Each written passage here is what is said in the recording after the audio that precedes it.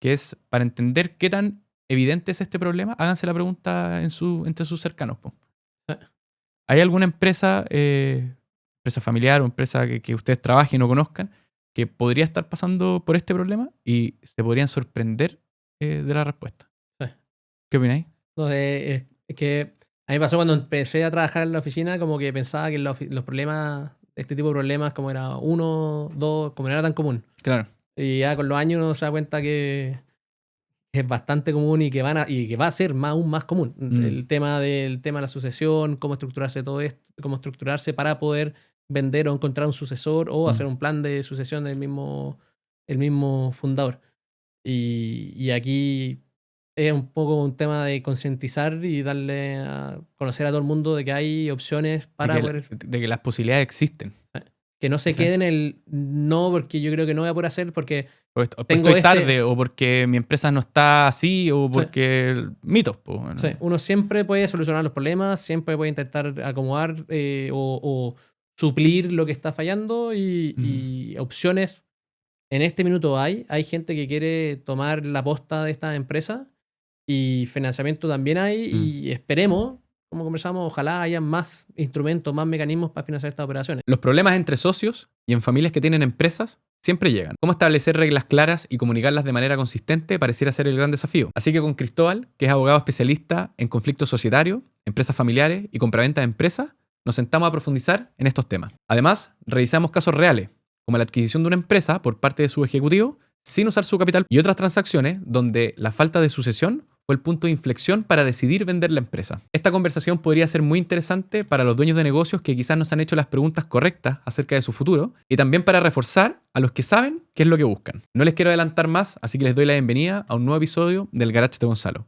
Un espacio donde exploraremos la historia y el futuro de los negocios tradicionales, el arte de construir comunidad en Internet y la irrupción de la inteligencia artificial. Pero antes de partir, quería comentarles que existen miles de negocios cuyos dueños buscan que los continúe. Se quieren retirar, no le quieren dejar el negocio a cualquiera y no tienen algún familiar que los siga. Hoy mi desafío personal es encontrar una empresa con estas características. Así que si eres uno de ellos o conoce a alguien en esta situación, escríbeme. Además, en arreleo.com estamos construyendo la mayor comunidad de sucesión empresarial en Chile, donde iremos compartiendo y traspasando toda nuestra experiencia para que más negocios sigan vivos, generen empleo y continúen con su historia. Aprieta el botón suscribir y nos vemos en el episodio. Les aseguro que vale la pena. Chris, bienvenido al podcast. Muchas gracias. ¿Te imaginaste alguna vez estar en un...? La verdad que no. Que aparte, igual hay un poco como el síndrome del impostor. Como he visto los casos que hay y veo lo mío, es como... Bueno, no sé de qué voy a hablar, pero algo saldrá. Pero... Algo entretenido vamos a conversar. Pero yo creo que... A ver, hoy día vamos a hablar de unos temas súper interesantes. Por ejemplo, el rol de la inteligencia artificial en el mundo de los abogados. Todo el tema de los conflictos societarios en empresas. El tema del desafío de la sucesión en pymes. Y después vamos a poner unos casos. Pero antes de presentarte. Antes. ¿Cómo le va a pegar la inteligencia artificial al mundo de los abogados? Más de cómo le va a pegar, yo creo que es como una oportunidad. No es como... Hay gente un poco pesimista y dice que la inteligencia artificial va a destruir a los abogados. Yo creo que es una oportunidad de ser más eficientes en cosas como revisión de documentos, cosas así que realmente demoran mucho tiempo o quitan mucho tiempo y van a permitir a los abogados dedicarse más a ciertos temas. Yo trabajo en una oficina de abogados, más, por ejemplo, a buscar clientes, a buscar soluciones innovadoras, a ser más ágil. En ese sentido, yo lo estuvimos conversando hace un tiempo. El rol del abogado con la inteligencia artificial va a variar un poco porque ahora tenemos, por una parte, un público, un cliente más informado, que puede llegar y pedir una información, puede pedirle a ChatGPT o a otro GPT, otra inteligencia artificial, mándame un contrato tipo de esta forma, esta forma, esta forma.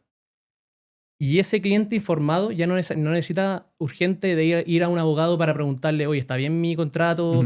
¿Está bien lo que estoy haciendo? ¿Hay alguna otra solución? Y en ese sentido, el abogado va a tener un desafío mayor de ser más eficiente, ser más cercano, tener un rol más como de consultor y no necesariamente de ir revisando contrato al pie de la letra que tenga la coma movida o no, porque eso probablemente lo va a hacer, alguna inteligencia artificial, que ya hay inteligencias artificiales que hacen ese rol. Entonces, para mí el rol del abogado con este mayor tiempo y no dedicarse en gestiones más como mecánicas, yo creo que van a tener que desarrollarse, hacer no sé si un asesor o un consultor, pero Sí. ir viendo más como el área general, ir como viendo cómo va evolucionando la empresa, cómo va evolucionando los contratos, cómo va evolucionando todo, e ir asesorando rápidamente. Yo tenía yo estudié en Estados Unidos y tenía un profesor que era abogado, pero él decía que ya no trabajaba de abogado, sino que él se dedicaba a asesorar a sus clientes, que eran muchos como emprendimientos grandes, chicos, empresas de todo tipo, y él se dedicaba tú estás con este problema, puedes buscar una solución por acá, pero él en sí decía, yo no reviso contratos, yo no ando redactando nada. Porque él creía probablemente que el valor ya no estaba ahí. Sí. El valor de él es estar al lado de el dueño de la empresa, al lado del gerente, al lado de quien está tomando las decisiones y ir guiando un poco como el camino, el destino de la parte legal de Sí. esa empresa. No sé si lo conversé contigo, pero entiendo que en Estados Unidos, y me corregí si es que estoy equivocado, en Estados Unidos la forma en que los jueces dictaminan sentencia, creo que sea hasta las palabras correctas, funciona en base a a las resoluciones previas. Entonces, si es que tú con una inteligencia artificial eres capaz de estudiar todos los casos previos y el tipo de juez que te va a tocar, lo más probable es que tenéis un 95% o más de probabilidades de ganar ese caso y ya están creando agentes como, no sé, pues Harvey, puede haber sido, para abordar eso. Eso quiere decir que de alguna manera el resultado ya está garantizado. ¿Qué opináis de eso? O sea, no sería tan tajante como decir como el resultado está garantizado, porque siempre hay, en Estados Unidos los juicios son más como las películas, por decirlo, y hay como cosas que pueden pasar durante la tramitación o que, no sé, no esté la prueba suficiente o como hay distintos eventos que pueden determinar para dónde va a fallar el juicio, o sea, el tribunal, pero sí te quita, o sea, sí te ayuda y te da más información para poder decir. Es como en Estados Unidos antes habían salas de la oficina de abogados gigantes de puro antecedente donde está toda la información y tenían a no sé, 15, 10 abogados revisando todos los documentos. Como en la serie de Suits, que se juntaban ahí como en una sala solamente a estudiar los miles de casos y dónde estaba quizás como la ventaja que podían tomar, ¿cachai? Sí. En cambio ahora, computador, preguntarle a la inteligencia artificial de turno, oye, ¿qué han dicho todos los casos de este tipo? O revisa todos estos documentos como en dónde se ha pactado este precio, dónde se ha pactado esta cláusula y hay inteligencias artificiales que hacen eso y a futuro van a haber miles. Y tiene mucho sentido con lo que dijiste al principio, porque finalmente el rol del abogado no es ser una máquina procesadora de casos, sino que es asesorar, es entender cómo brindarle el mayor valor posible al cliente, dado la instancia que el cliente tiene en ese minuto. ¿Y tú crees que, en línea con lo que estamos conversando, el rol como litigante o el gran valor también de un abogado van a ser sus habilidades comunicacionales? Porque hay muchas disciplinas que tenéis que ir a tribunal, tenéis que ir a juicio a expresar oralmente qué es lo que... Yo aquí voy ¿Qué es lo que pensáis? a separar primero. La tramitación civil es más que nada escrita, entonces no es como en Estados Unidos que está la persona frente al jurado alegando y dando todos los argumentos. Sí. Acá es más como escrito. Entonces, en ese sentido, como el desplante del abogado sirve mucho, porque queda reflejado tanto en sus escritos como cuando tiene una audiencia, tiene alguna testimonial o alguna prueba o alguna gestión frente al tribunal.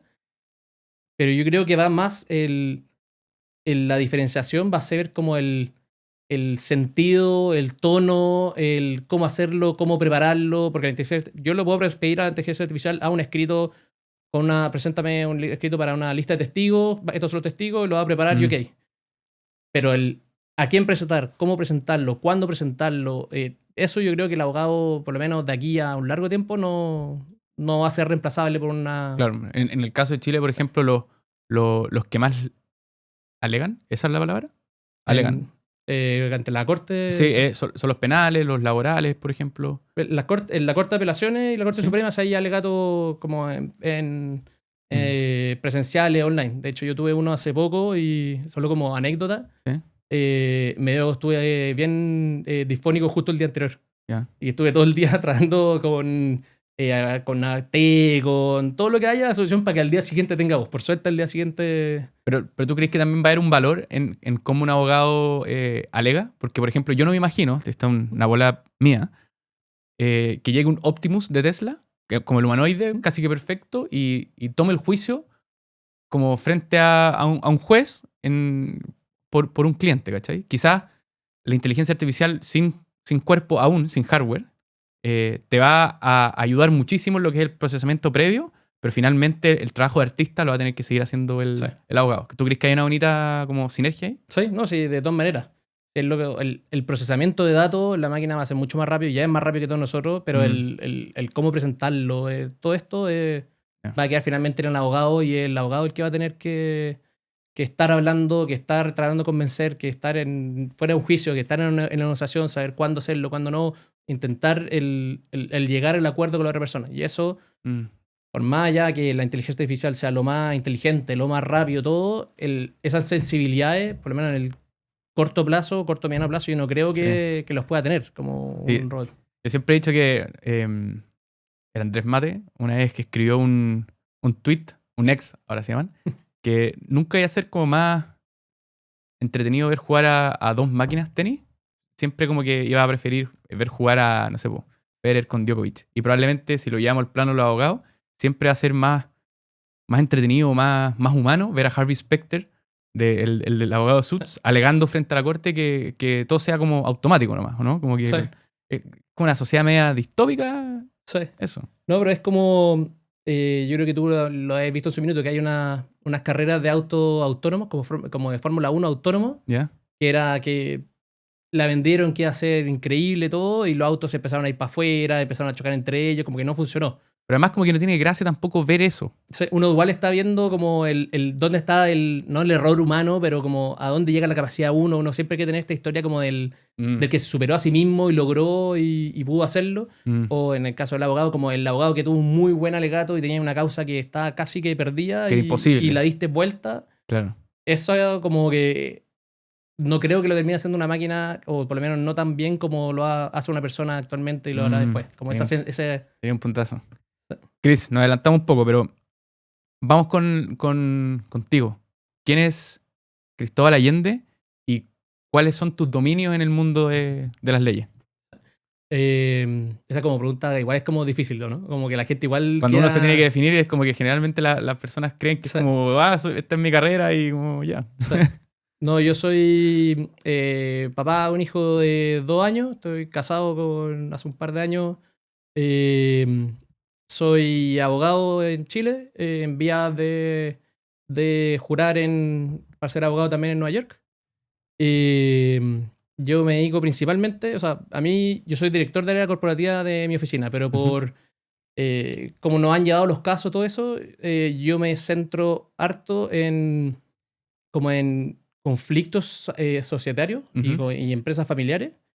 Y también en operaciones como de compra y venta de empresas. Entonces, no me considero como un abogado corporativo encerrado en un sector específico. Claro. Mis amigos igual se ríen, como que dicen, como dicen, hay quien ve esto, como yo veo eso, yo también veo eso, porque al final en la oficina, de repente, en las oficinas no tan grandes, Claro. uno tiene que hacer un poco de todo. Claro. Y yo lo veo como algo bueno, porque encuentro que el abogado no es que no tenga que ser especialista, sí tiene que saber de harto, porque una visión amplia de todo, de distintas formas de abordar el problema. Lo integráis mejor finalmente. Sí. Es distinto un abogado que solo ve, compra de empresa, puede tal vez no tener la sensibilidad de, oye, ¿qué va a pasar después con el conflicto accionario que viene después? O el juicio que podrá tener por acá, o tal vez no estamos dejando de lado este aspecto. Cada uno mira con los ojos que uno tiene el problema que lo está viendo. Totalmente. Entonces, en ese sentido, como esto no nada contra los abogados especialistas, No, yo creo que es muy bueno y es necesario, porque es como cuando uno va al doctor, necesita tener un problema específico, ir a la persona que sabe solucionar ese problema específico. Claro. Pero cuando uno está, pero también es bueno tener este como approach general para poder como prepararse para lo que pueda pasar en el futuro.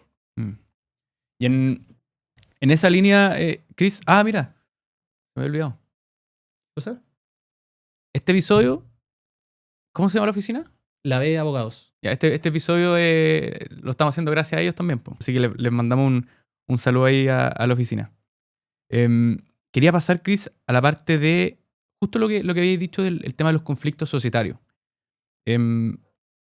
¿Cómo parten los problemas en las sociedades y cómo se pueden prevenir antes de llegar al punto en que ya están todos agarrados del moño, como se dice en chileno?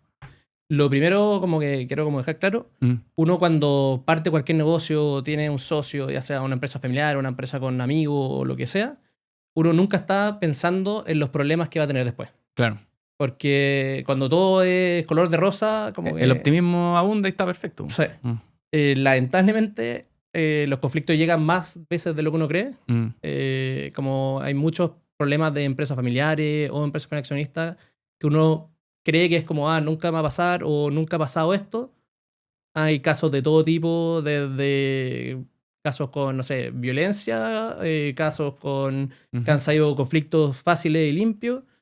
Y en ese caso, como uno en verdad tiene que como darse cuenta que no, lo que te pasó a ti no es la primera vez que te va a pasar y no va a ser la última vez que va a pasar. Y para eso uno tiene que prepararse bien antes, cuando todo está bien, y tomar los mecanismos para poder como evitar los problemas, ya sea como tomando mecanismos para la misma administración, y también ponerse en la situación de qué va a pasar si de repente el socio se quiere ir o me peleé o encontré que la administración estaba haciendo cosas que no correspondía. O nos llegó una oferta de que la empresa se puede vender, ¿cachai? Sí, ese es el mejor caso. Y ahí, claro, ahí tratemos de estructurar un poquito esta parte, porque es re fácil que nos vayamos por las ramas y quizás podemos agregar valor así mucho mejor. Si yo tengo una empresa que son socios que no son familiares entre ellos, el pacto de accionistas, ¿tú crees que es un mecanismo que te permite regular todos estos posibles conflictos que podrían suceder más adelante? Me explico. Llega una oferta de compra, que este es el mejor de los casos, ¿cierto? Por la compañía, y este mecanismo regula en cómo esto tiene que suceder, ¿cachai? O un socio se quiere salir. Bueno, también hay una forma en que ese socio sabía de antes cómo se ejecuta este mecanismo. ¿Tú crees que es como el...? Sí. Nosotros la ventaja que en estas materias es bastante lo que uno puede acordar en un pacto accionista. Entonces uno puede prevenir y decir, como no sé, puede haber un socio que no le gusta la administración de la empresa, sino que le gusta cierta área o está dedicado a esta función. En el pacto accionista se puede establecer, ok, la administración es de esta forma, se votará en ciertas decisiones, se tiene que votar de esta forma, va a haber un directorio, los miembros del directorio se van a elegir así, o vamos a tener tercero independiente. Y lo mismo para el tema de conflicto.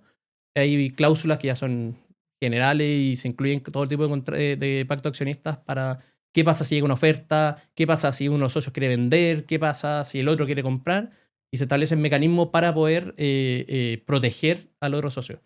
Y también hay cláusulas que también se recuerdan de qué pasa si un socio se muere o si, por ejemplo, tenemos un socio que el socio trabaja en la empresa y a mí no me interesa tener este socio que no, si llega a la renuncia, que no esté en la empresa. También se establecen se pueden establecer cláusulas para que gatillar una venta en caso de que termine su relación con la empresa. Entonces, el pacto accionista es un buen mecanismo para no va a ponerse como el parche antes de la herida, sino que en el fondo para que todos entiendan desde un principio el correcto funcionamiento de cómo van a suceder las cosas en adelante. Sí. Las reglas claras conservan la amistad. Claro. Es por eso, uno no tiene que entender si uno va a tener un pacto accionista, le está diciendo al socio, oye, vamos a pelear y regulemos. No, uno se tiene que proteger y ponerse en todas las situaciones posibles. Pero en ese, uno se tiene que proteger y ponerse en todas las situaciones posibles. Cuando tú estás con el ánimo de armar una sociedad, la idea no es que los socios como que se miren entre ellos como individuos ajenos, protegiéndose, porque si no, no vaya a lograr la unidad que necesitáis por un negocio, sino que en el fondo entiendan que estas son las reglas y con esto vamos a operar en adelante y estén tranquilos que las reglas están para cuidarnos. Sí. Una cosa así. ¿Cómo creéis que...? Exacto. No es que yo quiero un pacto de accionistas porque estoy pensando que me podría tener algún problema con mi socio. No, estoy teniendo un pacto de accionistas para que espero que no pase, espero que no haya ningún problema, pero en el caso de que haya algún problema, sabemos cómo nos vamos a comportar y cómo vamos a llegar a este conflicto y no sea despelote con todo lo que esté pasando. Tienes razón, pero tiene un pero. Todo esto siempre tiene un pero. Sí. Hablamos de empresas que se están formando entre socios que no son familiares. Cuando le agregamos la componente familiar, esto no es que se complejice, se vuelve una locura. Pongámonos en el caso de una familia que se asocia con socios que no son familiares, valga la redundancia. Y después una familia que tiene un negocio. ¿cómo hay más mecanismos que solamente el pacto accionista? Porque aquí las relaciones trascienden para lugares que no son relacionados directamente con la sociedad, ¿me entendí? No sé, es un caso y que se da mucho en Chile. Porque la gran mayoría de las empresas en Chile son familiares, po. Sí. Y ahí aún más cuando uno cree que uno nunca va a pelear con su hermano y lamentablemente Claro. es muy común. Y Que es peor que pelearse con un socio que no es familiar porque aparece en la comida de los fines de semana, es parte de tu vida, no. No es simplemente, oye, me peleé con el socio, chao, cerré la puerta y no lo vi más. No, acá lo voy a ver tal vez en una Navidad, lo voy a ver en algún cumpleaños y en mi opinión personal es mucho más trágico que el romper una familia. Entonces de repente hay familias que se llevan bien todo y por temas de plata, por temas de qué va a pasar con la empresa cuando el papá ya no esté, la mamá ya no esté, o que...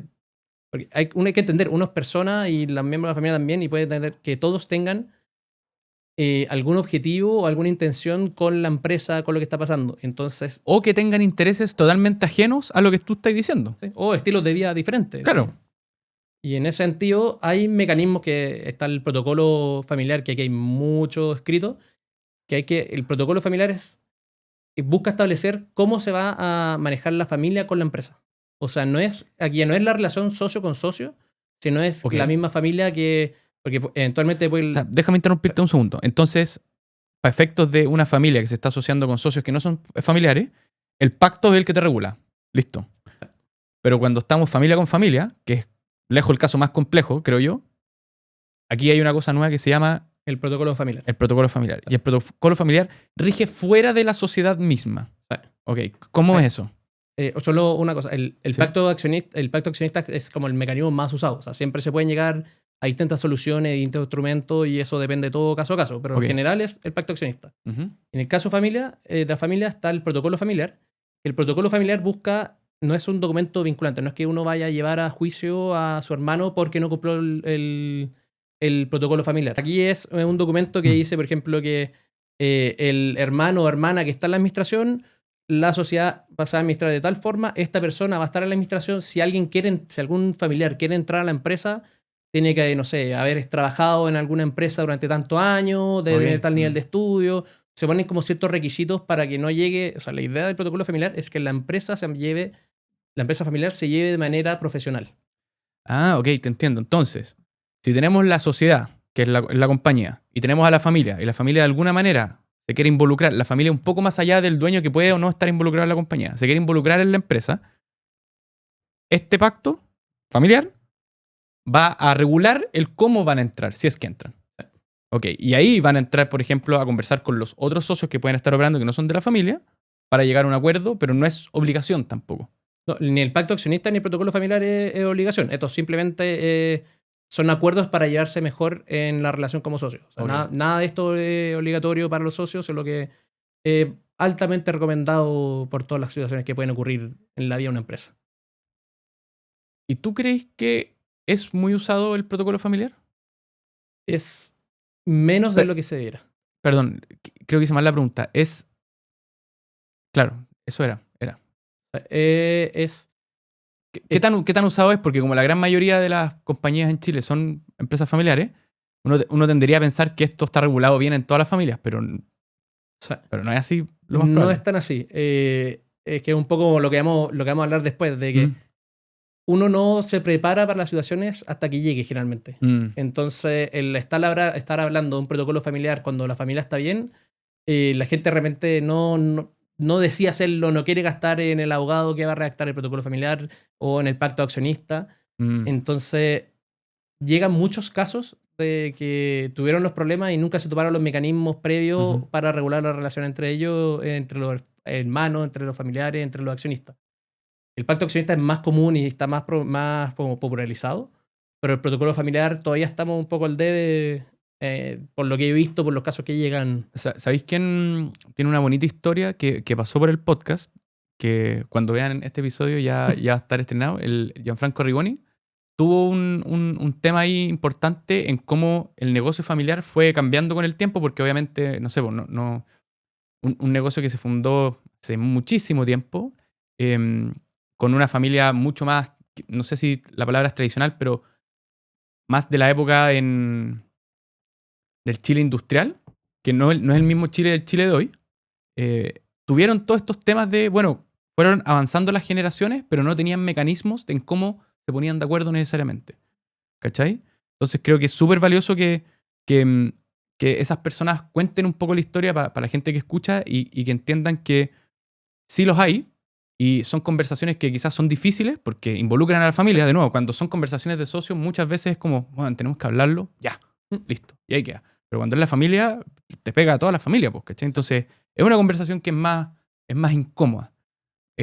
Así que qué bueno que en el fondo podamos estar poniéndole un granito de arena con herramientas a esas conversaciones que quizás va a haber que tenerlas pronto, porque, y ahora vamos a hablar de eso, viene,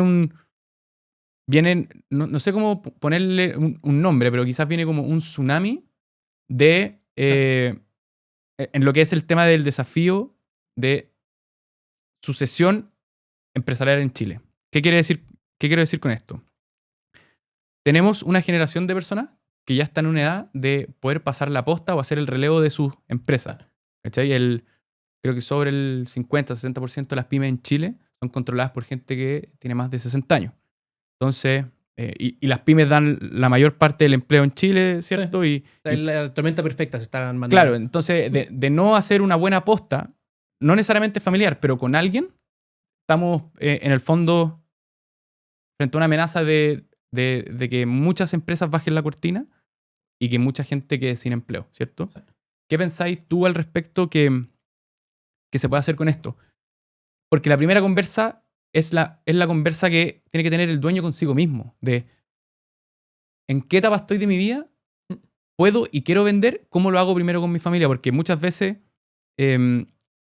y qué lindo que salga este punto de la conversa, vender la empresa es una solución familiar, más que solamente un negocio. Sí, pero pasa mucho de que, como tú dices, estas empresas llevan, la fundadora lleva 20 años, 40 años trabajando en ella, partió desde su inicio hasta la etapa en que esté la empresa. Es un poco como su guagua, entonces el buscar querer vender esta empresa es difícil. Nosotros hemos tenido casos de personas muy mayores que no quieren soltarlo porque es su guagua, es lo que tiene cariño, lo que le ha llevado, lo que ha hecho crecer, lo que le dio financiamiento para que sus hijos puedan estudiar, claro, para que... Y culturalmente está muy atado a su identidad, pues, se definen con lo que es la actividad del trabajo, digamos. Pero ya están en una edad en que el de no hacerlo, no están arriesgando solamente lo que es suyo, sino que la gente que está involucrada en eso. Sí, y en ese sentido como es importante que las empresas se preparen para este proceso que va a llegar eventualmente, ya sea o que la persona va a vender la empresa o tiene que armar su plan de sucesión, ver quién va a hacerse cargo cuando esta persona no esté. Y eso es un proceso que es es mejor verlo antes que después y generalmente se patea para más adelante a menos que no sé, esté el hijo metido en la empresa o la hija metida en la empresa, pero muchas veces pasa que no hay quien de la familia que se quiera hacer cargo de esta empresa. Es lo que hablaba en un podcast anterior de esta empresa FOME. Claro. Que en el sentido de que... decimos FOME porque no son las empresas de base tecnológica que crecen a doble dígito y que es euforia, que hay que levantar capital. Son las empresas con las que se ha construido Chile, bueno, las tradicionales, las normales. En ese sentido, tal vez para alguien que ve todas estas tecnologías, todo lo que está pasando, no es atractivo ir a la empresa A, B y C o a la empresa familiar quiere buscar otra oportunidad. Entonces se pierde, no hay un sucesor familiar, por decirlo. Sí. Y muchas veces tampoco se ha preparado un camino de sucesión para que alguien, ya sea algún administrativo, algún ejecutivo o alguien de la empresa, se haga cargo de esta empresa cuando ya esté esta persona. Y es un problema grande que se viene y que hay que hacerse cargo. ¿Cuál es la primera conversación que tiene que tener el dueño? ¿Me tiene que llegar el mensaje de alguna parte, así como por ejemplo que le manden esta conversación y que se sienta a reflexionar acerca de lo que le está pasando? ¿O tú crees que tienen que ya lo tienen claro, que ya esa conversa con ellos ya partió, pero no saben con quién hablarla? Porque en el momento que la comunican, empiezan a regir los incentivos para todas partes. Que de repente la familia puede querer el negocio, pero no quiere operarlo. de repente quizás un ejecutivo de ellos quiere el negocio, pero va a estar involucrada la familia. O quizás de repente un tercero quiere comprar el negocio y todo bien, solución familiar. ¿Cómo creéis que se tiene que dar esta dinámica? ¿O no hay quizás un camino único? Hay de todo, hay todo tipo de casos, pero yo creo que también un punto importante es que o sea, también de todos los casos que tú dices, también está el caso de que el fundador o la fundadora dice, yo soy el que mueve esta empresa, y si yo no estoy, esta empresa muere, y yo tengo deber con mis trabajadores que llevo 10, 15, 20 años con ellos, y si yo me voy, la empresa se cierra. Sí. De repente uno tiene que prepararse para el caso con usted, y en ese sentido, todas estas soluciones, ya sea que, por ejemplo, ejecutivos de la empresa la compren, que ahí vamos a conversar un poco más de eso, o que sea otros miembros de la familia, o tal vez un tercero que entre a hacerse cargo de esta empresa, son soluciones que son soluciones a problemas que van a llegar. Es inevitable que llegue este problema de que no esté la persona que está empujando o que no está el fundador de la empresa. O sea, hay que prepararse desde ya. O sea, en estricto rigor, lo que va a pasar es que tu momento va a llegar. El tema es que si no haces algo, estáis poniendo en riesgo cerrar tu empresa. Porque no estás sacando de tu cabeza qué es lo que tiene que pasar con algo que no eres tú. Que quizás mirarse hacia adentro sea el paso más difícil. Porque dar ese paso de decir, ya estoy listo para pasar la posta, requiere de soltar un poco el ego. ¿Qué opináis? Sí. No tiene que ver tanto con lo táctico de, oye, ¿cómo legalmente se hace esto? Y la otra persona tendrá que levantar capital, que ya vamos a hablar de eso. Tiene que ver con algo como de uno. Sí. Sí, ¿no? Lo que hablamos, ¿es su guagua o es que yo soy el que empuja esto y yo soy el que lo está haciendo? Y hay un tema de ego que no ego como mal, no estoy diciendo que esa persona está mal y que tengan esa idea. No le estamos diciendo que son narcisistas, no, por ningún motivo. Pero hay soluciones, hay diferentes mecanismos que se pueden tomar para evitar este problema. O sea, que de repente uno ve el problema y dice, no tengo cómo solucionar esto, no tengo cómo evitar el problema que va a tener con la familia cuando yo no esté.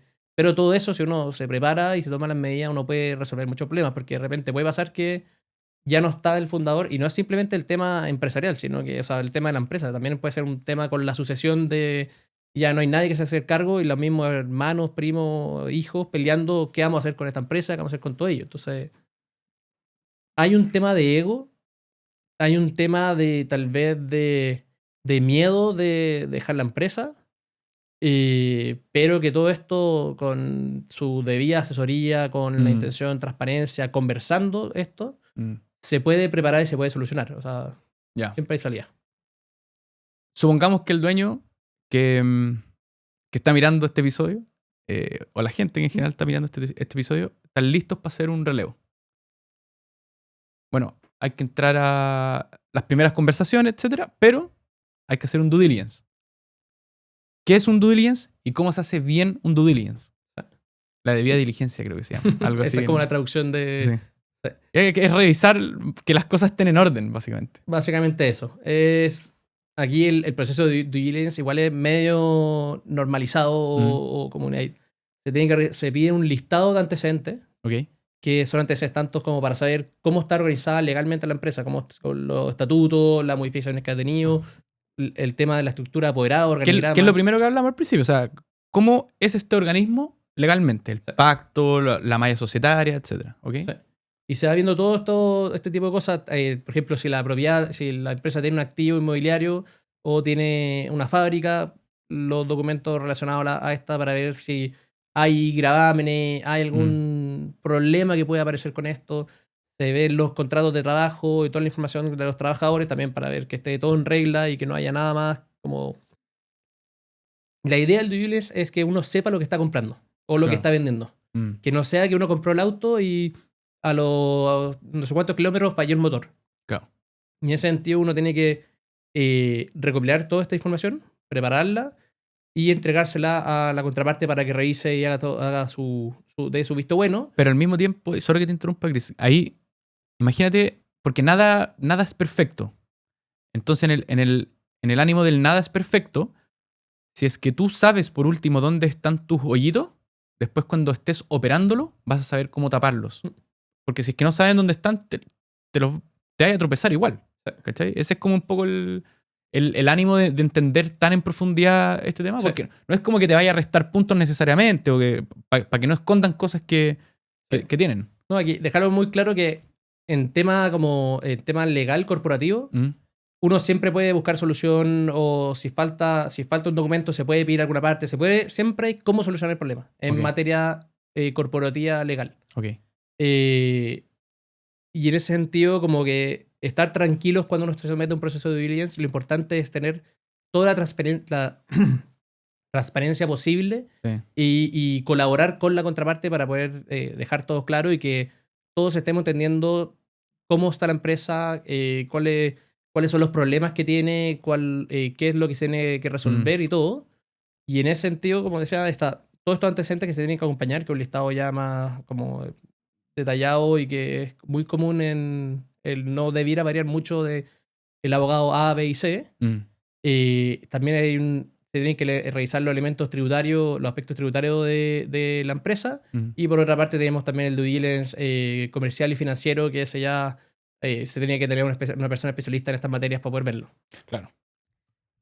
¿Tienen plazos, tienen formas en que las partes interactúan en general que tú hayáis visto o es muy caso a caso? Porque yo he escuchado de cosas que han durado 2 años, 3 años, que de repente la interfirió, las pausó, la pandemia, ponte tú. Es muy caso a caso. De hecho, tú dices que hay procedimientos, hay casos que de repente se puede demorar el proceso, no sé, 2 meses, 3 meses, porque también el due diligence va acompañado con la negociación del acuerdo si se llega a vender o comprar la empresa. Claro. Y Bueno, las condiciones mismas sí, las condiciones mismas. Entonces uno va como estudiando que todo esté bien y negociando por otro lado. Sí. Entonces puede ser que de repente digan, de hecho, ayer estaba hablando uno que me decía, necesito un proceso, un due diligence, pero lo necesito de aquí a 2 semanas. Entonces, en verdad es todo caso a caso y dependerá de el tamaño de la empresa, de qué tan ordenado estaba todo, de cuánto te puede demorar y todo eso. Sí, porque no es lo mismo revisar, por ejemplo, voy a ser exagerado con esto, pero no es lo mismo hacer un due diligence a Copec que hacerle un due diligence a una pyme que factura, no sé, 500 millones de pesos al año y que sus operaciones son mucho más acotadas, ¿cierto? O sea, como que pedir un due diligence de 2 semanas a Copec es prácticamente imposible ejecutarlo, pero quizás en una pyme de las características que te estoy diciendo yo, 2 semanas quizás no, pero un poquito más sí, ¿cachai? ¿Tú crees que eso es más o menos razonable? Sí, o sea que depende del tamaño de la empresa, depende de todo. Es distinto si tiene 100 trabajadores a si tiene 4 trabajadores. Claro. Entonces, en verdad, muy caso a caso el proceso de due diligence, en el sentido de como la extensión o qué documentos, porque también puede ser de que la empresa se dedique a un rubro muy específico y necesita permisos especiales ambientales. O peritos X en cierto tema para certificar que A, B y C se hizo o se ejecuta bien. Sí. Yeah. Entonces, todo eso en verdad depende de la operación y el rol del abogado de ajustarse a los antecedentes que hayan y tratar de solucionar más que poner problemas. Yo soy de la teoría de que los abogados tienen que ser... no me gusta el abogado del no. Claro. Sino que no es que hoy no me llegó este papel, no se puede hacer. No me llegó este papel, veamos, también lo puedes pedir por acá, cómo lo podemos suplir o qué otra cosa se puede hacer para poder solucionar el problema. Entonces, claro, porque en el fin, o sea, al final, las partes involucradas en esto tienen que empujar para que esto resulte, pero que resulte de la mejor manera. Sí. Y en ese sentido, dado que no hay plazos explícitos y esto varía caso a caso, básicamente, ¿quién es el que tiene que llevar un poco el ritmo del baile y cuáles son las mejores prácticas para hacerlo en general que hayáis visto tú? Obviamente las partes interesadas. Las partes interesadas, y aquí deberían estar las dos interesadas, una en vender y otra en comprar. Claro. Entonces, en ese sentido, yo lo que decía, no me gusta el abogado que dice que no, que lo trata de parar. Yo creo que el abogado tiene que ser una persona que responde ágil, o sea, que es rápido, te contesta al teléfono, trata de solucionar el problema y en ese sentido, ojalá ambas partes y los abogados estén solucionando todo y llevando el impulso de esta situación. Pero en la etapa, por lo menos, de recopilación de datos, de información, el vendedor es el que tiene que entregar toda la información y en esa etapa la tiene él, pero después el comprador va a tener que revisarlo y ojalá revisarlo, que no se tome un año en revisar el documento, porque también eso afecta a la misma operación. Sí, afecta finalmente como el ritmo. Ya, supongamos que entramos en la parte en que el vendedor, en este caso, traspasó la información y el comprador está revisándola, haciendo sus casos de negocio, etc. tiene que salir a levantar capital. ¿Qué alternativas existen? Sí. Aquí depende mucho del tamaño de la empresa para ver cuáles son las personas involucradas, Ujú. porque en tamaños más grandes la operación puede ser más atractiva para los bancos para financiar. Mm. Hay operaciones un poquito más de menor monto en que también privados puede ser muy interesante. En el caso caso específico de las empresas familiares o empresas que no tienen sucesores que estuvimos conversando antes, Mm. yo he conversado con harta gente y hay muchos privados que sí estarían interesados en financiar ese tipo de operaciones. Al mundo en que nosotros estamos mirando, que es todo esto, el mundo desde los search funds hasta abajo, hacia abajo, ¿cachai? Los search funds en general buscan compañías en cierto tramo de venta y con ciertas características, pero también va a estar el caso de la señora que tiene, no sé, 3 locales comerciales de lo que sea. ¿Qué pasa en ese mundo? Sí. ¿Qué alternativas hay? En ese mundo, a nosotros nos ha tocado varias formas de financiamiento distintas, ya sea con terceros que financian la empresa, Ujú. los mismos vendedores, el seller finance, que financian esta empresa, que le dice, ok, no tenéis la plata en este minuto, yo sé que esta empresa funciona, tú te vas a hacer cargo, tú vas a estar operándola, y yo sé que la empresa de aquí a 5 años debiera tener esta cantidad de utilidades. Ok. Págame de aquí a 5 años con lo que tenga la empresa, con lo que genere la empresa en este tiempo. Y ahí siempre se establecen mecanismos para que haya fiscalización de cómo se están llevando, se pueden establecer de que ciertas decisiones no se pueden hacer, grabar, por ejemplo, realmente hay empresas que son dueñas del terreno donde tiene la Sí. fábrica, dejar con garantías la propiedad, dejar con garantías las acciones. Pero existe este modo de financiamiento. Uno puede buscar financiamiento ya sea con el vendedor, que suena muy raro que decir Sí, que como, oye, te lo voy a comprar, pero... Quería pasar un poquito después al seller financing, pero ya que lo trajiste No. acá, considero que es de las alternativas más poderosas que hay porque saca a todos los intermediarios de la ecuación. Es solamente el comprador negociando con el vendedor y el vendedor, el dueño de la empresa, siendo de banco. El tema ahí es cómo resuelves en la transacción el dilema de la confianza, porque en el fondo te estoy vendiendo mi empresa, pero tú me estás diciendo que me la vas a pagar con los mismos flujos de la empresa. Entonces, primero, ¿cuáles son mis motivaciones para vendértelo? Porque, como, si me quedo yo operándola nomás, Sí. ¿cachai? Como la pregunta obvia. Y segundo, dado si es que tengo las motivaciones correctas para vendértela, porque, por ejemplo, no quiero seguir a cargo del buque, ¿cómo yo me aseguro que me la vaya a pagar en el tiempo? Si podemos profundizar en eso, feliz. Sí. Bueno, hay diversos mecanismos, partiendo como por lo último. Ujú. Los contratos uno puede establecer de que se rinda cuenta, no sé, semestralmente, anualmente. Se puede establecer de que esta persona, si bien ya no va a estar en la administración llevando el vendedor, Sí. llevando el pulso de la empresa, esté con un rol de consultor, un rol en el directorio, haya algún ente fiscalizador para saber de que no es que porque obviamente está el miedo de que ya, yo te voy a dar el financiamiento, te voy a vender la empresa y al día siguiente me escondiste toda la información, vendiste todo. Sí, porque perdí el control, po. Perdí el control. Entonces hay mecanismos ¿Ya? que se pueden establecer este control. Y es común en muchas empresas de que quede el vendedor en algún rol ya de consultor o en el mismo directorio de la empresa, Ujú. o que se hagan metas específicas de cómo seguir cumpliendo, y si se cumplen esas metas, ok, se paga de tal forma, si no se cumple, se gatilla, se cae la operación, por decirlo, o no se hace efectuar la compra o se devuelve la empresa al vendedor. Todo eso, como que da la gracia que en temas corporativos legales hay bastante flexibilidad, por así decirlo, y dependerá de caso a caso de las intenciones de cada uno de las partes, porque puede ser que el vendedor diga, ya me cansé, quiero descansar y no quiero saber nada de esta empresa, pero también puede haber casos de que la persona diga como yo todavía estoy activo y puedo dar más, pero no quiero estar en la primera línea de la empresa, puedo estar en una segunda o... Sí, ahí me estoy poniendo en el caso de, solo para que se entienda, de, por ejemplo, un dueño que tiene, no sé, 75 años y dice, compadre, estoy bien, no quiero seguir empujando el buque, pero me cuesta pasarle las llaves de mi casa, entre comillas, y la cuenta del banco a, no sé, pues a Cristóbal o a Gonzalo. Obviamente tiene que haber una relación previa en la cual se generen ciertas confianzas, porque lo que nos hemos dado cuenta a lo largo de las otras entrevistas que también hemos hecho del podcast es que la confianza es muy importante, saber a quién tenía al frente. Pero llega un minuto en que hay que ejecutarla, ¿cierto? Y para eso están las reglas y están las condiciones de cómo esto se va a regir hacia adelante. ¿Es necesario que el comprador ponga garantías personales o es mejor que todo el riesgo de esto quede aislado en la compañía? ¿Qué es lo que has visto tú que funciona mejor para ambas partes en términos de que la confianza quede bien articulada y esto como que... O sea, o el riesgo quede bien ahí contenido?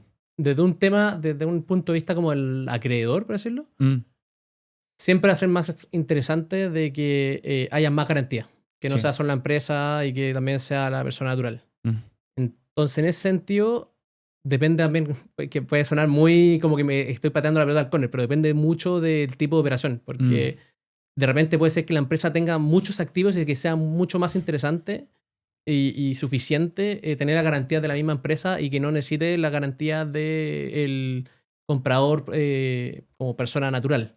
correcto. Entonces, dependerá mucho. Hay casos en que la persona natural efectivamente tiene que tomar cierta garantía para poder financiar la empresa Ujú. y es algo que van a tener que negociar las partes. Pero dependiendo de la empresa, puede ser que la única garantía sea en este tema de la misma empresa. Yo he visto operaciones que se dejan ciertas metas para poder ir vendiendo ciertas acciones. Mm, De repente que la persona ya tenga el control, diciendo, ya, ok, veamos cómo estamos en un año más, si me habéis pagado todo, y hago el segundo paquete de acciones, después hago el tercer paquete de acciones. correcto. Entonces, Los dueños se... Si, por ejemplo, de nuevo, voy a volver a lo mismo. Si los dueños de negocio están viendo este episodio y le estamos, en el fondo, abriendo la mente en que esto se puede hacer, ¿tú has visto que los seller finance, que es este caso en específico, que es el comprador paga a la empresa con la misma empresa, se han ejecutado de manera correcta y existen las tácticas y los mecanismos adecuados para que eso ocurra y que el dueño pueda estar tranquilo? ¿sabes? Nosotros hemos, después vamos a hablarlo, pero Sí. nosotros hemos llevado algunos casos de Seller Finance que ya se completó toda la operación, ya se hizo el traspaso de la administración, todo, Ujú. y que han funcionado perfectamente, incluso algunos que el que vendió era, por ejemplo, la sociedad Agua Arriba y la sociedad Agua Arriba era la proveedora de esta empresa que vendió y mantuvieron tan buena relación que Claro. mantiene siendo el proveedor después de años de haber hecho la Mm. operación. Entonces, no es algo raro. Puede sonar muy raro que te diga como, oye, véndeme y finánciame, pero en la práctica ocurre más de lo que uno cree y es una opción para poder financiar Súper este tipo de válida. operaciones, sí. Wow. Ya, entonces, para el grupo de empresas que nosotros estamos conversando, que no son las empresas que están sujetas a transacciones que en general están involucrados los bancos de inversión, que ahí ese es un mundo totalmente Sí. distinto y ya está súper aceitado. Tenemos el capital privado, que hay muchos inversionistas como persona natural que sí le gustaría participar de estos negocios. Y también está la opción de hacer seller financing. Sí. ¿Qué otro mecanismo crees tú que también se puede usar? Sí. Poniéndonos el caso de que pasa muchas veces, de que la misma empresa es dueña del terreno donde está la fábrica, Ujú. una opción sería, por ejemplo, separar en la operación la propiedad de la compañía. Ok. Esto permite dos cosas. Primero es que va a bajar el valor de la venta. Si ya no son 5.000, sin el terreno la empresa vale, no sé, 2.000, no un cálculo. Entonces, lo que hay que financiar... Esto suponiendo que el terreno, en este caso, está dentro de la razón social que es la compañía. Exacto. ¿Cachai? Porque hay dueños que los tienen separados y ahí, perfecto. Sí. ¿Ya? Y también puede ser más atractivo para el comprador. Yo quiero comprar solo la empresa, no tengo plata suficiente para comprar el terreno. Entonces, se puede sacar eso. Ujú. Y esto permite dos cosas. Que la misma empresa, o sea, el vendedor y el comprador estén de acuerdo que la empresa, después de la operación, va a estar arrendando el inmueble al vendedor. Correcto. Y ahí tiene otro mecanismo de cómo se le va a ir pagando al vendedor. O sea, Mm. tiene otro trapaso de plata.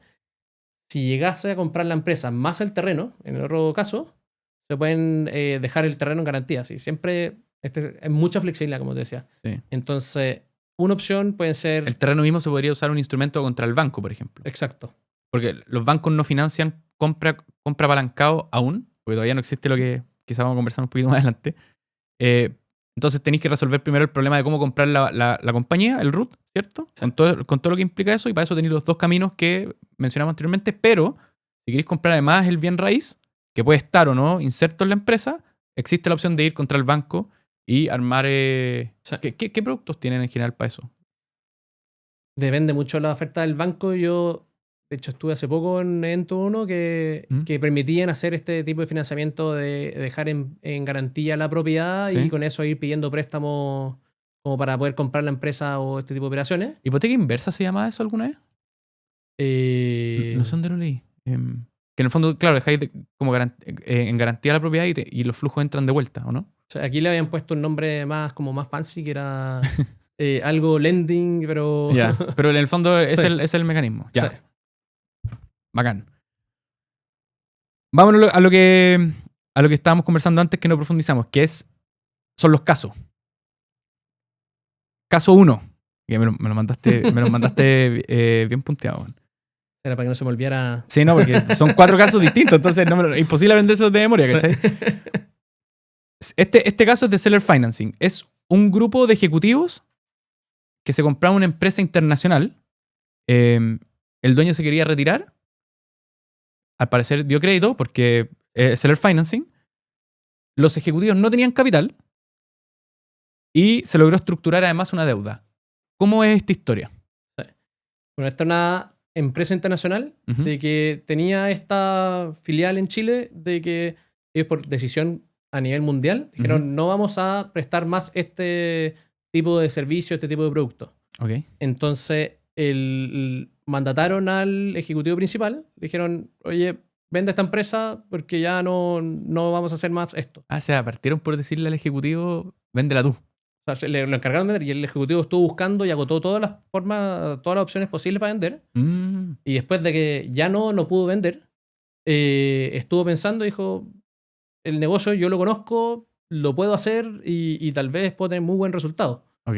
Pero no tenía el financiamiento en ese minuto, la espalda para poder llegar y comprar la empresa. Entonces, en este caso, lo que el ejecutivo hizo fue hacer la propuesta a esta empresa internacional y decir, oye, yo conozco esto, sé cómo se puede llevar, cómo puede crecer, financienme ustedes esta operación, yo les voy a ir pagando con los flujos de la empresa, vamos a organizar todo esto. También aquí hay un activo inmobiliario grande que también permitió como tener más garantía para la empresa.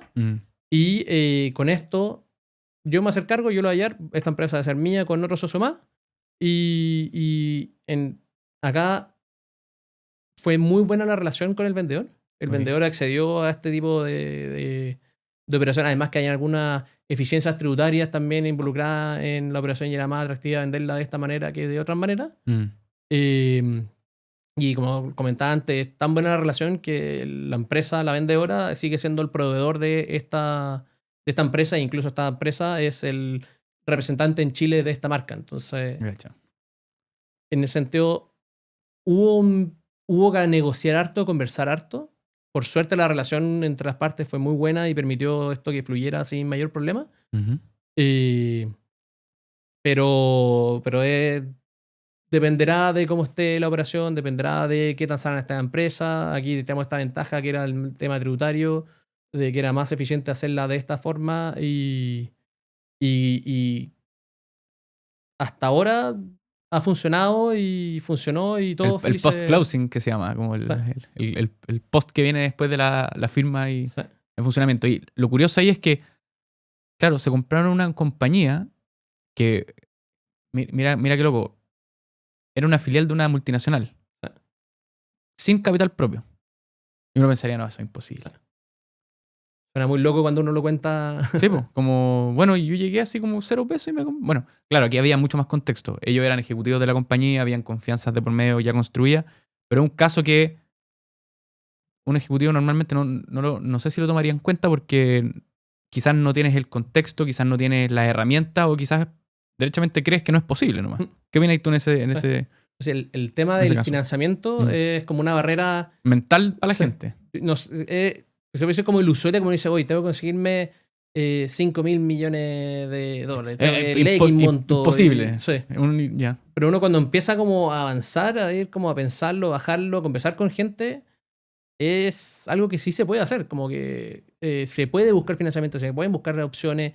Hay gente dispuesta a hacer este tipo de inversiones y apoyar a un ejecutivo, puede ser un miembro de una familia que quiere comprarle la participación al otro. A un emprendedor por adquisición, por ejemplo, en el caso de los search funds, que es una categoría súper específica, pero eso, o sea, hay mercado en general de inversionistas y gente que quiere ir a estas aventuras con... Sí, yo creo que a este nivel hay un poco como de desconocimiento, miedo, pero se puede y Es cosa de asesorarse correctamente, conversar correctamente con quien hay que conversar, ir preguntando. Y en este tipo de podcast es muy bueno para que la gente sepa y como que le abra los ojos a ese posible emprendedor que puede, su sueño, o sea, su idea de comprar una empresa, de llevarla de tal forma, se puede hacer. Entonces, bueno, O sea, más que solamente comprar una empresa, sino que es el emprendimiento por adquisición significa que una persona que no necesariamente ha tenido experiencia Claro. emprendiendo se puede transformar en empresario.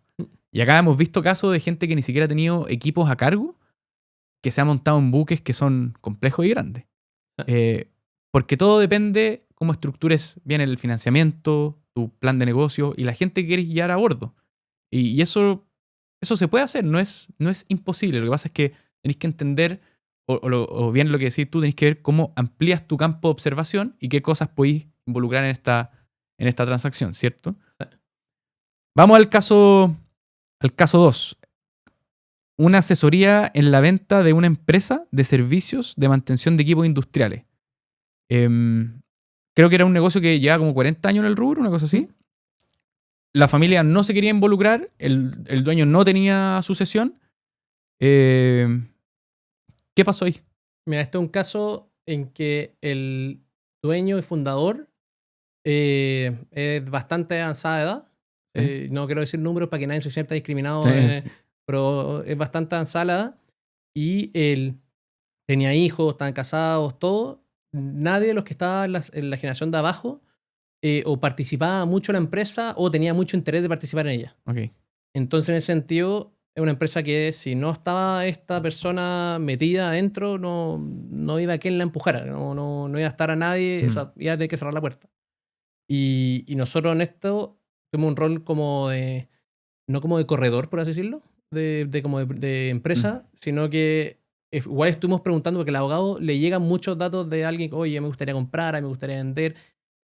Al abogado le cuentan más cosas de las que de repente le cuenta A la familia. a la familia, a los Claro, amigos. como que de repente el círculo de confianza de un dueño de negocios, que volvemos a la conversación que estábamos teniendo al principio, que es ese primer pensamiento que el dueño de negocio tiene. Y dice, bueno, ¿con quién hablo esta cuestión, po? Porque si es que empiezo a hablarlo para todas partes, me empiezo como a poner a auto en jaque, entre comillas. El Y- primero el primero que le habla es el abogado. Y este señor tuvo esa. La tuvo la familia. No, me refiero a que tuvo ese momento en que dijo, llegó mi momento de hacer la posta, hacer el relevo. ¿Con quién tengo que conversar? Pues conversó con Sí. usted. Aquí en este caso específico, un poco la familia estuvo presionando, porque la familia se dio cuenta que nosotros, como que dijo, nosotros no estamos metidos en la administración, mi papá ya es cansada y necesitamos tener alguna solución porque nadie se va a hacer cargo de la empresa cuando no esté. Ok. Entonces aquí, Este es el caso en que vender la compañía es una solución familiar, exacto. no necesariamente un negocio. Es bueno ese concepto, ya, ándale. Sí.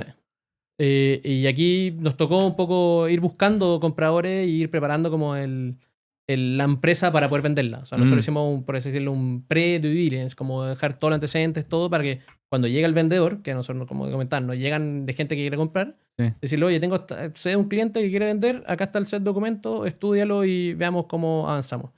Y en este caso, solo va como de repente uno cree que esto es todo como todo funciona perfecto, hay de repente asuntos que uno tiene que tratar en due diligence que aparecen, que son temas de que puede que alguien no se asesoró bien con abogado, no lo hizo y de repente, no sé, en este caso específico, hayan comprado un departamento que era familiar y que por razones que vaya a saber uno, Está dentro de la compañía. está dentro de la compañía. Perdón que te interrumpa, Chris, pero hace poco estuve conversando con una dueña de negocio y me contaba que la empresa, una empresa que tiene sucursal, imagínate, ¿Ya? la empresa es la mamá. El papá nunca creó la sociedad, nunca, ni siquiera una IRL, nada. La empresa entera es la mamá. Y yo le decía, pero Pero ¿cómo? ¿estáis cachando como la responsabilidad incluso que tiene tu mamá por ser la empresa? Y el señor nunca quiso regularizar el tema. Imagínate. A mí un cliente me lo comentó una vez y yo lo repito ahora para arriba y abajo, uno siempre tiene que tener un abogado, un buen abogado cerca y un buen contador cerca, porque uno por ahorrarse el abogado, por no querer llamarlo, porque decir uno, yo puedo, y ahora como volviendo al tema de lo que volvíamos al principio, como el cliente está más informado, Sí, po. tiene todas las tecnologías para poder hacerlo, el yo puedo hacerlo, al minuto que uno llega a vender se encuentra con sorpresa. Sobre todo, no estamos criticándolo, pero sobre todo el dueño de negocio antiguo es muy llevado a su idea y no consulta mucho. Entonces hacían las cosas a su pinta nomás. Y había que arreglar en el camino. Sí. Pero se puede arreglar de todas maneras, Sí. porque lo que me estás comentando tú, que en el fondo de repente te pillaste con una propiedad que está dentro de la sociedad, que en verdad no es de la sociedad, pues se puede sacar y hay mecanismos para hacerlo. Sí, lo mismo puede pasar con contratos de trabajo que tal vez no están tan formalizados, Claro. o que, no sé, vacaciones, temas laborales también pueden aparecer mucho porque de repente uno no es tan. No formaliza todo como debiera hacerlo. Y también yo digo que este país es un país hecho por y para abogados, en el sentido de que para todo lo que uno necesite, generalmente necesita un abogado. Entonces, para hacer los contratos de trabajo, para estar con la dirección del trabajo, eventualmente va a necesitar un abogado laboral. Lo mismo para temas corporativos, y a veces la gente no toma la decisión de querer contratar un abogado. No es que esté vendiendo mi trabajo, pero es lo que me toca ver a mí desde este tipo de operaciones con las empresas. Bueno, ¿y qué pasó con la familia y la empresa, po? Ya, entonces nosotros tuvimos como rol, ¿no? Como de corredor. Sino como de asesor de principio a fin. Sí. Y efectivamente encontramos interesado de que justo en este caso específico era alguien que había salido de empresas relacionadas como el tema de equipos industriales, entonces tenía algún conocimiento, y esta persona la presentamos, le gustó y empezó a buscar financiamiento con privado en este caso, y lo bueno es que sí se logró, y hasta ahora ha funcionado de todo, y ha mantenido muy buena relación. Y acá fue muy importante también esto de revisar todos los antecedentes de la propiedad, ver si hay algún otro como cosa escondida, y también ser lo más transparente y más colaborador posible con todas las partes. Pero mira qué interesante el punto. Independiente que haya venido como de la industria y haya tenido quizás el know-how de la industria, no del negocio en específico, que el comprador llegó sin necesariamente con el financiamiento listo. Que eso lo puedes obtener en el camino. O sea, no te preocupes de tener todo listo al tiro, porque muchas veces no va a ser así, no va a ser necesario. Sí, no, y de repente uno puede dedicarse a buscar financiamiento y perdiste toda la oportunidad de reactividad de empresas que podía haber participado o haber tratado de comprar porque estáis preocupado por otro. No es que uno no busque financiamiento, hay que hacerlo, pero hay que estar viendo, no es necesario tener el uno con el otro y el otro con el uno. Claro, el caso del Search Fund es distinto porque vienes con el financiamiento de cierta manera acordado de antes, que eso te da mucha, al tipo que busca la empresa, digamos, te da mucha certidumbre acerca de qué puertas puedes tocar y cuáles no, ¿cachai? Y te concentra mucho más en la búsqueda que estar pensando en, oye, tengo que levantar capital después. Pero esto es un tema de gustos, de sabores, de contextos y de situaciones, finalmente. Lo primero que estábamos hablando sí es muy válido y probablemente el mayor de los casos. Caso número 3. Una empresa ligada a la minería tenía como principal activo el contrato. ¿Qué sucedió en este caso? En este caso es una empresa legal a la minería que, como tú decías, se quiso comprar esta empresa porque era el proveedor específico a tal cliente. Okay. Que es un cliente que era un poco difícil de entrar y que... Espérate, o sea, es un cliente grande que se estaba tratando de comprar un proveedor. No, era una empresa que estaba llegando a Chile. Okay. Y que vio que esta empresa grande tenía un único proveedor, que era esta empresa a la que compraron. Ok. Y ese es el atractivo, o sea, puede haber tenido más atractivo, puede estar limitando un poco la empresa, la operación, pero lo que le interesaba al comprador era: yo quiero ser el proveedor de esta empresa y para eso necesito comprar al que es actualmente el proveedor de esta empresa. Ok, perfecto. Sí. Independiente que como el riesgo, entre comillas, sea el contrato. Sí. Porque está todo concentrado ahí. Sí. Independiente de eso. Y por eso había que tener mucho cuidado, porque generalmente los contratos los contratos en general pueden haber limitaciones porque a ti como comprador de ciertos bienes te puede decir: yo quiero comprarle siempre a esta persona porque me interesa, porque yo sé que los productos son buenos, yo sé que se trabaja de esta manera. Lo mismo prestador de servicio, yo creo que esta persona presta el servicio específicamente esta empresa A, B y C. Y en este caso habría que tener todo un cuidado y estar conversando con todas las partes, incluso con el cliente final, para que no haya problema y no se gatille ninguna de estas cláusulas para que permitan terminar el contrato. Porque al final, si no estaba ese contrato, no era tan interesante la operación para el cliente. Mm. Sí. ¿Y funcionó? Funcionó. Sí. Hasta la fecha ya han pasado, yo creo, unos 3, 4 años y ha funcionado perfecto, no hemos tenido mayor problema y lo bueno es que también tuvimos mucha colaboración de los vendedores, del abogado del vendedor, como que todos los problemas que iban saliendo se van arreglando. Ahí tenía un punto, que las partes no tranquen el proceso. Porque puede pasar muchas veces que el comprador y el vendedor están motivados con la transacción, pero la pelota está en algún punto de la cancha en que sus equipos tienen que aportar valor, pero trancan la pelota innecesariamente. O sea, yo creo que el peor de los casos, desde el punto de los abogados, es que la operación se caiga porque el abogado puso un problema, porque el abogado no colaboró, no cooperó. O sea, las operaciones, uno cuando está en este tipo de operaciones se puede caer, puede pasar de todo. Puede que uno cree que va a salir la operación y que la va a tener funcionando de aquí a 3 meses, de aquí a 4 meses, pero uno nunca sabe que pasó A, B, C y ya no es tan atractiva, que ya hubo alguna pelea, que tal vez, porque es como una parte importante de esto, hay mucho tema de problemas que puede pasar, tanto de que... ¿Se llaman contingencias? Sí, es más bonito decirlo así. Y las contingencias pueden ser de todo tipo, ¿cierto? Como del mercado, pueden ser contingencias financieras, pueden ser... ¿Cómo es ese mundo en general? Puede ser que el vendedor no le gustó cómo la persona estaba como considerando su empresa, como porque en este contexto, este tipo de empresa es la empresa que él lo ha llevado, él ha hecho todo y de repente el vendedor dijo algún comentario, el comprador dijo algún comentario como, no sé, no está tan limpia las máquinas, ¿no? La empresa, o que es fea la fábrica. Que son cosas que uno diría, pero ¿cómo eso? Sí, ese tipo de cosas hacen que de repente todo se caiga. Todo se cae. O sea, todo se caiga.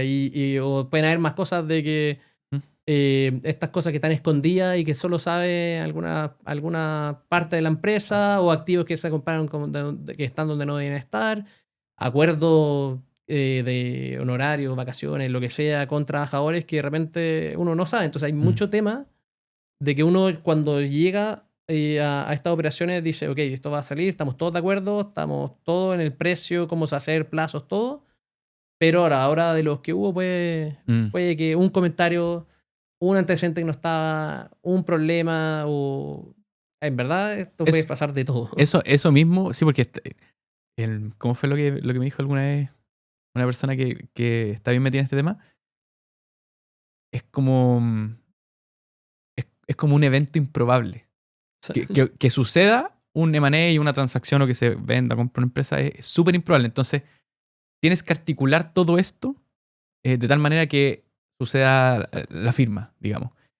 Esas contingencias también quedan reguladas en caso de que, no sé, me caigáis mal o yo diga algo súper estúpido y que eso haga que se caiga la transacción. Esas cosas quedan de alguna manera o no es posible atajarlas. O sea, se puede, pero no es tan... O sea, comentarios específicos que diga como hoy me dijo que mi empresa era fea y que eso no voy a comprar, eso es bastante difícil de regularlo. Y si lo voy a regular es difícil de ejercerlo. O sea, claro. de ir a tribunales como, oye, no me quiso comprar porque la empresa era fea. Pero no así, por ejemplo, si es que... Voy a inventar un caso, puede ser que esté terriblemente equivocado, pero me dijo que me mostró que las imposiciones de la gente que trabaja en la compañía están al día y en verdad no estaban. Eso pasa. De hecho, hay un caso que anda dando vuelta de cierta operación que hubo con unos salmones y unos chinos que en parte es porque dijeron, el vendedor me dijo que esta era A y los compradores era B y ahí están discutiendo de quién tenía la razón, si se informó o no se informó. Entonces, en este sentido, el tema de la transparencia... Sí, pero ahí ya como que afectaste la confianza, como que también, ok, hay un tema que lo puedes dejar en el papel, pero cuando traspasaste eso, quizás el comprador ya se echa para atrás porque dice, oye, si ya estamos en esto, ¿cuál es el ánimo de lo que estamos tratando de hacer? ¿Cachai? Sí, eso es muy importante, la transparencia y la colaboración en las partes. Quiero pasar al cuarto caso, al último caso que tenemos, que es el caso en que miembros de la familia, esto no es como es como la toma de, no se imaginen como la toma de un reino, pero miembros de la familia compraron la empresa familiar. ¿Por qué? ¿Y por qué miembros de la familia? Y no toda la familia, porque hay veces que lo que conversábamos muy al principio, en que tú tenías una familia de 30 personas, 35, 18, da lo mismo el número, pero no lográis tener una sociedad reducida de 2, 3 socios, y quizás hayan 2, 3 que tienen los intereses comunes y digan, oye, dado que todos ustedes no se quieren hacer cargo de esto y no les interesa, nosotros queremos comprarla. ¿Cómo pasa eso? Porque además este es el caso más complejo, porque esta es familiar. Po. Sí.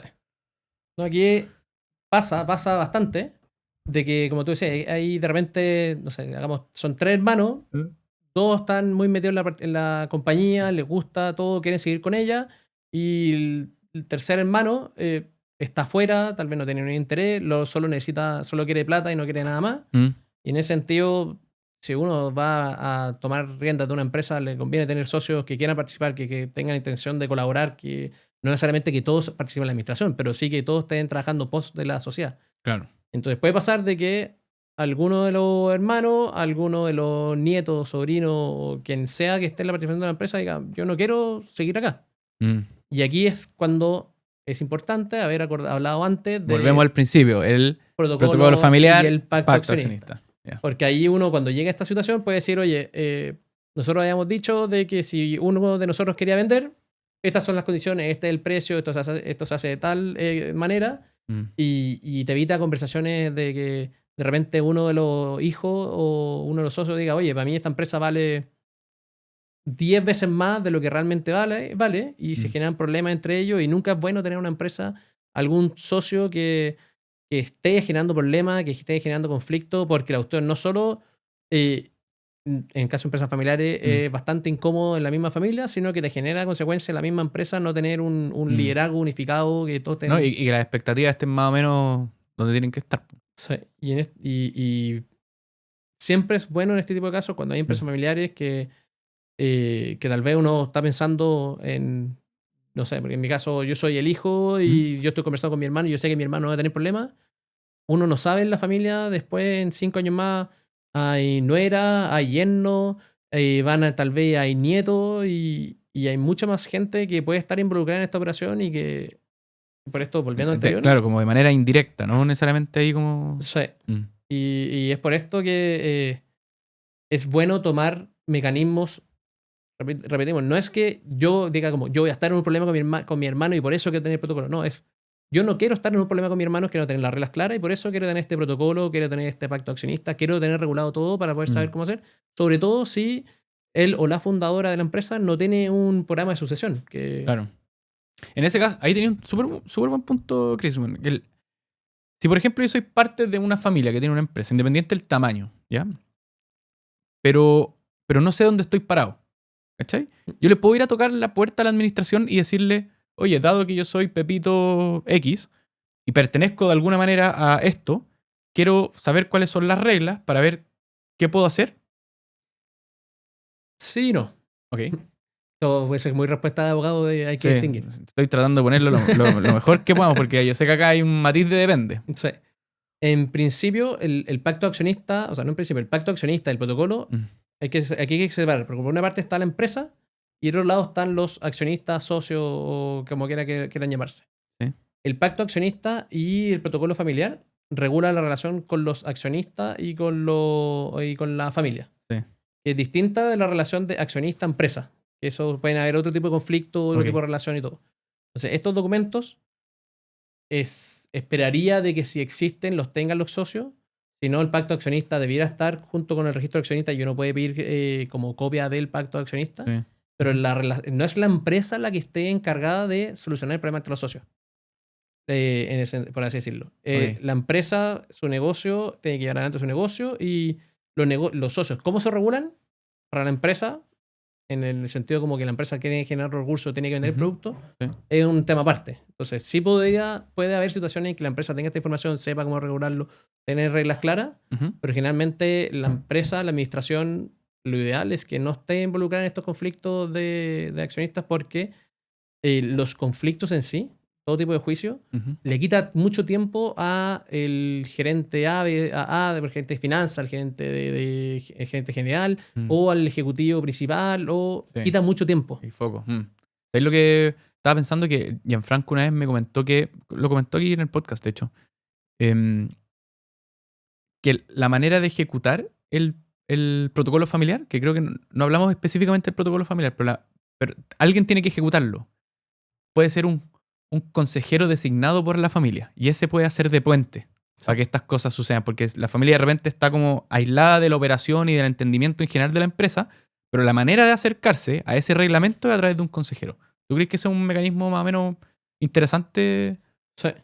Efectivamente, o sea, como que ya me siento mal diciéndolo. Todo depende de la situación. No, estoy totalmente de acuerdo. Aquí todo esto, déjalo claro, el protocolo familiar, el pacto accionista tiene que ser un traje a la medida de la familia. No puede ser... O sea, si no es pescar un template y copiarlo y ya, con esto nos vamos a regular, porque eso lo más probable va a ser el principio del fin. Efectivamente. Entonces, el tipo de soluciones o mediadores, yo encuentro que es muy bueno que haya una persona externa que participe en todo este proceso y que se establezca en el protocolo, se establecen diferentes mecanismos, cómo va a estar participando, cómo va a estar decidiendo. Yo creo que el tercero ajeno siempre es bueno porque aleja un poco la discusión de las partes y lo tiene y no se genera tanto tú me dijiste esto, lo vamos a hacer así, así, así, sino que hay una persona que no funciona como, no es un juez, pero que sí te sirve para como mediar entre medio de las partes. Sí. Y el protocolo en ese sentido es un mecanismo muy bueno, no tan usado, que está empezando a usarse más y que ojalá, yo esto lo digo como recomendación general, la gente empiece a tenerlo presente de que hay que hacerse cargo de estas situaciones que ojalá no, pero eventualmente pueden llegar a suceder. Y es rol de todos como prevenirlo, tanto para no afectar la familia como para llevar una buena empresa y que siga funcionando todo de la mejor manera. Chris, con esto terminamos. Se viene este desafío de la sucesión empresarial en Chile. Que nosotros estamos haciendo la pega de comunicarla, ¿cierto?